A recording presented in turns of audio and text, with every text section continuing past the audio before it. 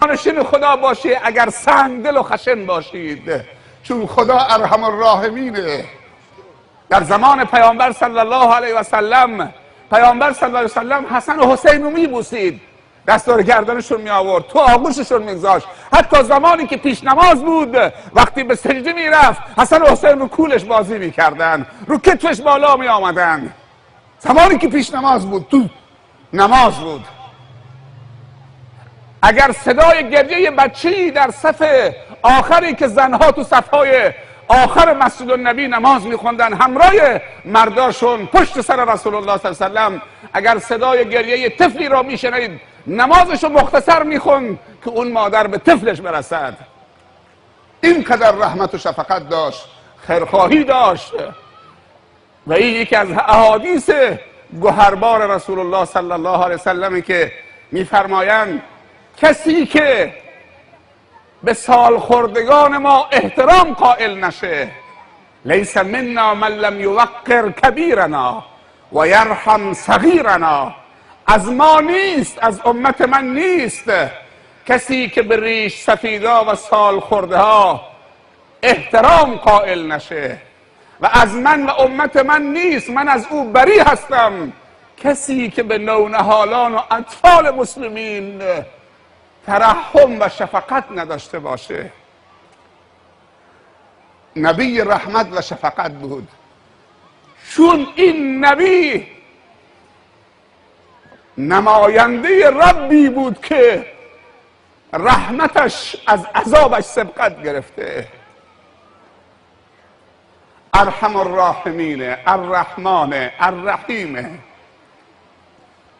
و رحمت خدا 100 قسمته، یک قسمتش در دنیا بین کل خلائق و مخلوقات قرار داده، 99 قسمتش ذخیره کرده برای بندگان مطیعش در آخرت، که چطوری اون 99 قسمتشو اونجا به نمایش بگذاره.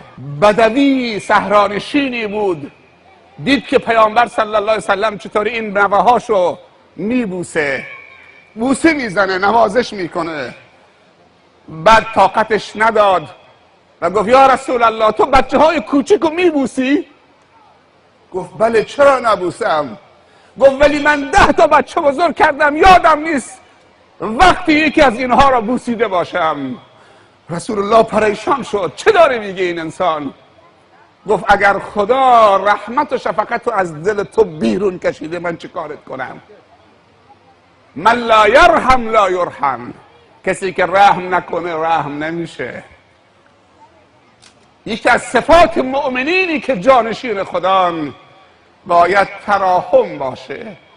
مثل المؤمنین فی توادهم و تراحمهم و تعاطفهم که مثل الجسد الواحد اذا اشتکا منه عضو تداعی له سایر الجسد بالسهر والحمى. بنی آدم اعضای یک دیگرن که در آفرینش ز یک پیکرن، تو عضوی به درد آورد روزگار دیگر عضوها را نماند قرار.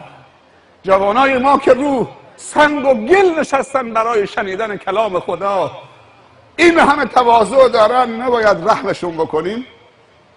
نباید رو سرمون بذاریمشون؟ ما ملاها عادت کردیم مردم دستمون ببوسن، اگه یکی دستمون نبوسید به من بر میخوره و حاضر نیستیم دستمون هم بکشیم.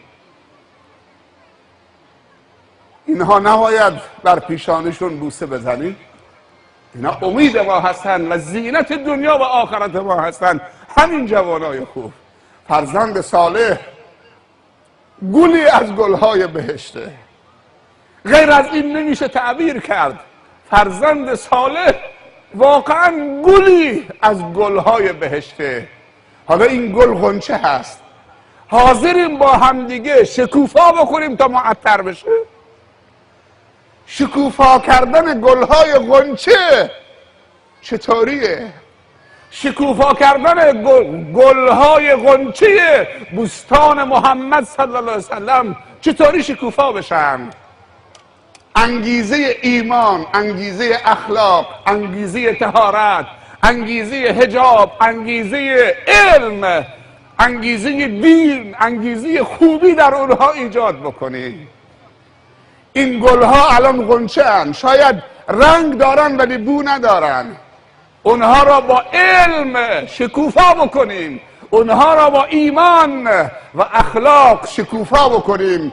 هم رنگ دارن، هم معطر و خوشبو میشوند و فضا را عطرآگین میکنن. از این جمع اگر یکی از بچه ها بره تحصیلات عالی تا دکترا بخونه، از اون طرف هم بره دنبال حفظ قرآن و فهم قرآن و تفسیر قرآن و تبلیغ دین، چه می شود؟